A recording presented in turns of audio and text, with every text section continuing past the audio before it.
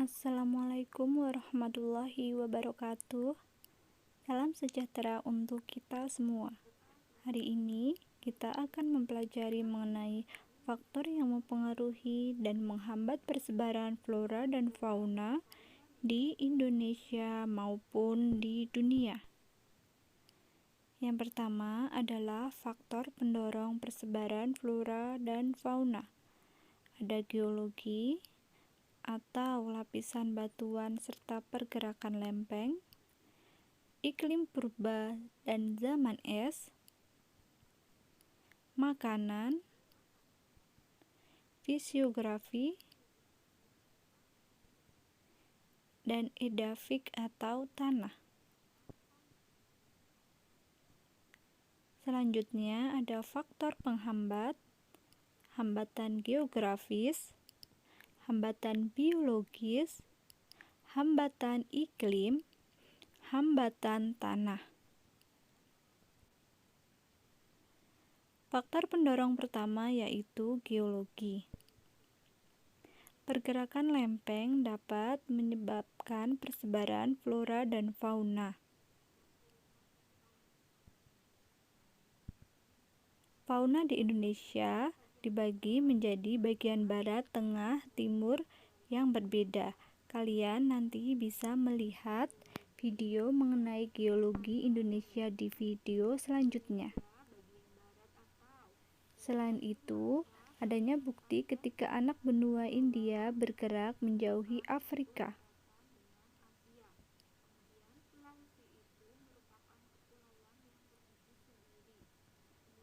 Nah, untuk di Indonesia bagian barat sendiri itu dulu bersatu dengan Asia, sehingga hewannya itu tipe Asiatis.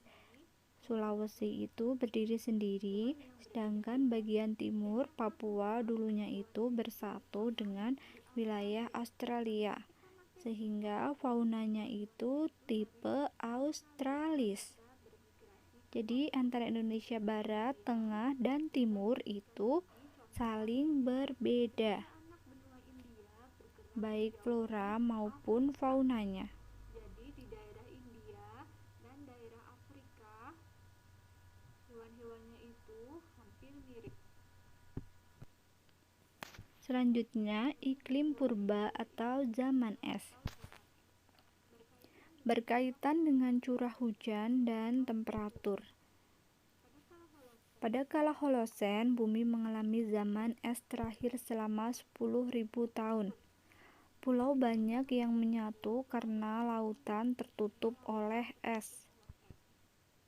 Sehingga wilayah Indonesia terbagi menjadi 3 kawasan pembagian jenis flora dan fauna.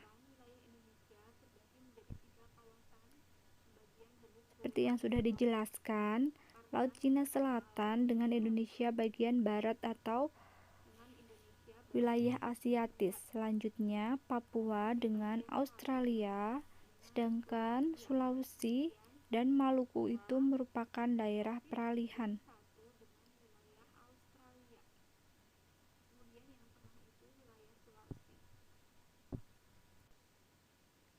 Nah, ini keterangannya ya, Indonesia bagian barat, tengah, dan timur. Jadi dulu Indonesia bagian barat masih menyatu dengan Asia atau Laut Cina Selatan. Kita lanjutkan lagi untuk makanan. Makanan beberapa fauna menetap di suatu kawasan karena hanya di kawasan tersebut tersedia sumber makanan. Contohnya itu eukaliptus yang hanya ada di Australia yang merupakan sumber makanan dari koala, sehingga koala hanya ada di benua Australia. Sedangkan pada tumbuhan atau flora, mereka tergantung pada jenis wilayah yang ditempatinya. Contohnya, untuk hutan hujan tropis hanya ada di wilayah tropis karena curah hujan yang tinggi, kemudian sinar matahari sepanjang tahun, serta tanahnya yang subur. Berbeda dengan wilayah kutub yang merupakan wilayah dingin serta curah hujannya itu cenderung banyak sehingga tanaman budidaya di kutub itu hanya lumut. Selanjutnya, fisiografi atau ketinggian tempat dan morfologi sangat berpengaruh terhadap persebaran makhluk hidup. Contohnya, mangrove di pantai hanya ada di wilayah pasang surut air laut di dataran rendah, sedangkan kentang hanya ada di daerah dataran tinggi karena suhunya yang dingin.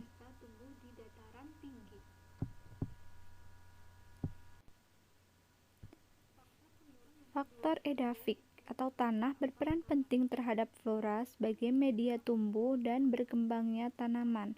Kondisi tanah yang secara langsung berpengaruh terhadap tanaman yaitu kesuburan.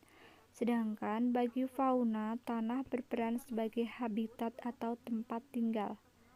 Jadi kalau tanahnya subur, otomatis flora dan fauna yang ada di wilayah tersebut itu banyak.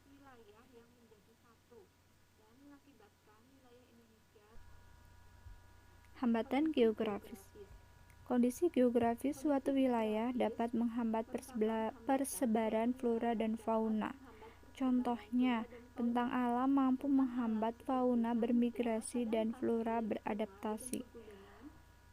Kalau misalnya gunung, laut, samudra itu merupakan hambatan geografis.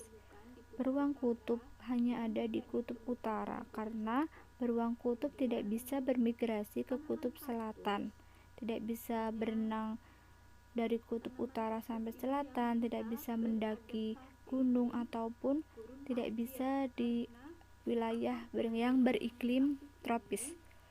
Sedangkan kaktus itu merupakan tumbuhan yang bisa beradaptasi di daerah gurun pasir karena mempunyai batang yang bisa menyimpan cadangan air serta akar yang dalam. Selanjutnya, hambatan biologis. Faktor yang menjadi penghambat penyebaran flora dan fauna antara lain habitat sesuai dengan karakteristik flora dan fauna serta persediaan makanan yang berlimpah. Jadi yang di sini yang dimaksud adalah jika suatu tempat mempunyai makanan yang melimpah, maka hewan-hewannya tidak akan pergi dari wilayah tersebut karena di wilayahnya sudah tercukupi makanannya.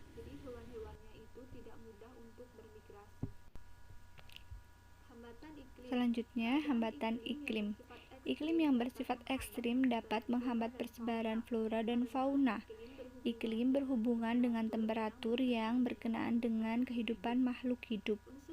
Unsur iklim yang dapat menghambat seperti suhu, kelembapan, dan curah hujan. Jadi kalau misalnya wilayah gurun, flora yang bisa beradaptasi itu kaktus, faunanya contohnya unta karena unta mempunyai punuk untuk menyimpan cadangan air. Selanjutnya, hambatan tanah. Lapisan tanah yang tipis dan keras membuat hewan yang terbiasa menggali tanah dan bertempat tinggal di dalam tanah memilih mencari daerah yang lapisan tanahnya tebal dan gembur. Apabila tanah tidak subur, maka tumbuhan akan sulit tumbuh. Jadi bisa kita ibaratkan kalau daerah yang tandus seperti gurun itu floranya dan faunanya itu terbatas dibandingkan daerah hutan hujan tropis seperti di wilayah Sumatera dan Kalimantan. Terima kasih sudah mengikuti video ini dengan baik. Assalamualaikum warahmatullahi wabarakatuh.